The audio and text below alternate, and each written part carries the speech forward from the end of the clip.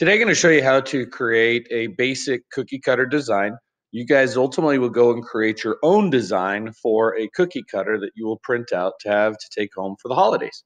So from your dashboard, once you've logged into TinkerCad with your Google account, you're going to make sure you select 3D design and you're going to select create a new design.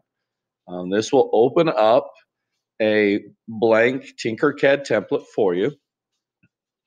And you will want to do the first thing is change your name of your project to your first name, Cookie. So I'm going to put my first name, Cookie. So I know that this is my cookie cutter. Okay, so you have your screen, your work plane is located here. You can always tell what the front of your work plane is by what shows where it says the word work plane, and you can see it. From yesterday when you guys were looking at your different views, you can change your views. I like to work in the 3/4 top-down view, but if you want to look at the front view, you can look at the front view. You're just clicking and holding your mouse to change the view to get to where you want. I like to look at a kind of a top-down view. So I'm going to show you how to make a basic cookie cutter using just basic shapes, but you're going to make your own cookie cutter. Now you don't want to get a shape that is too intricate because it would be hard to print on your cookie cutter. So you want to make sure that you come up with something that's got a nice outline because we're going to make the outline of our cookies. So today I'm going to make a heart. A heart isn't very holiday, but we're going to create a heart cookie cutter. You will create your own. Do not use the basic shapes. So your average cookie is about 3 inches by 3 inches. For a good size, you don't want to get too big of a cookie, but you want enough of a cookie that's going to be tasty. So when we convert that into millimeters, that works out to just about 76 millimeters. But just for us, we're going to make our 75 millimeters wide, 75 millimeters long is how big our cookie cutter is going to be. So when you click on your shape, once you bring a shape in, you click on a shape and you have all these different boxes. And if we click on just any one of these little corner boxes, it'll open up and it gives us what our depth and our width is. And what I want you to do is make both of those 75 for your shape. So I made the first one 75, and I am going to move my cookie up just a little bit by holding down my mouse, and I'm going to make the width of it 75 millimeters as well. So we're measuring in millimeters, and we can tell what our grid is because our grid here is in millimeters. So if I click on that, I can change what I want. My grid right now is in millimeters, which is exactly what we want it to be. So I'm going to hold my mouse down and move this shape directly over into the middle of my shape here. And what you want to do is I'm going to make the height of this cookie cutter. So I'm going to click on this box in the middle, and I'm going to make the height of it 20 millimeters. All right, so I just put in 20, and there's my basic cookie cutter shape.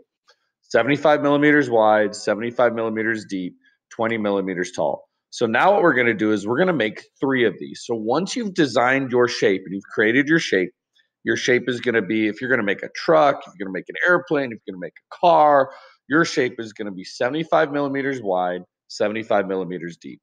So now I'm going to hit this duplicate button after I've selected my shape, and I'm going to duplicate it twice. Okay, so then when they stand right on top of each other, so what I have to do is drag my mouse and I'm going to move them side by side. So I've got 3 different shapes right here, and all 3 of the shapes are exactly the same. So this is how we're going to make our cookie cutter. Our first one, we're going to click on it, and we're going to change the size of this one from 75 millimeters. We're going to now change this to be 80 millimeters by 80 millimeters. This is what's going to be the base of our cookie cutter, or what we're going to hold on to push down into our cookies that we're going to make this holiday. So then I'm going to shrink this all the way down so that this is only 2 millimeters deep. So this is going to be just our handle part. So our base is 80 millimeters wide, 80 millimeters deep, 2 millimeters tall. Okay. So now what we're going to do is we're going to take what's going to be the ring or the outside ring of our cookie cutter.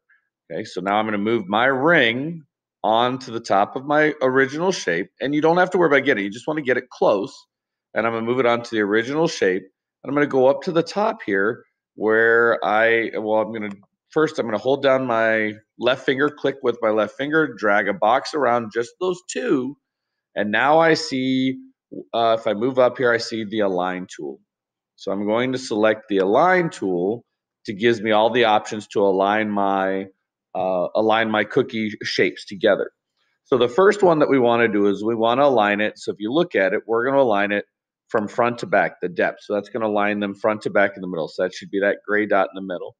The second one, we're going to align it left to right. So we're going to click to make sure that that gray dot, so it's aligned left to right.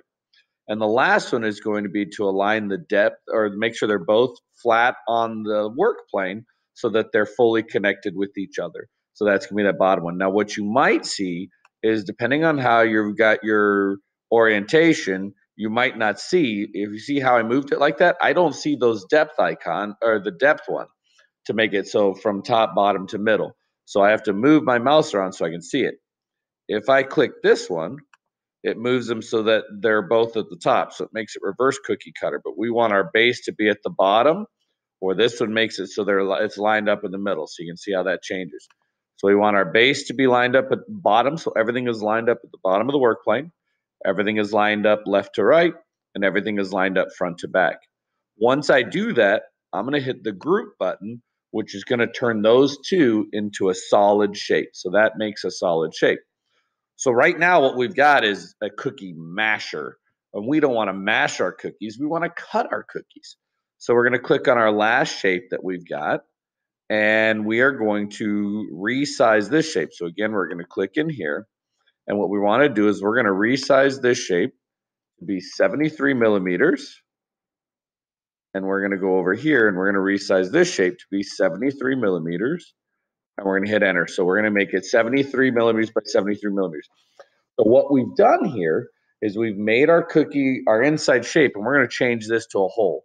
Because what you learned from yesterday is that TinkerCad is all about removing space or removing the objects. So our bottom cookie plate is 80 millimeters, so it's wide enough to give us something to hold on to so that we don't dig into our hands when we're pushing our cookies out. Then we have our cookie, what's going to be the ring or the cutter, that's going to be 75 millimeters. So this is going to be 73 millimeters. So we want to make it, we don't want to make it too thick because then it'll just press the cookie dough into the countertop.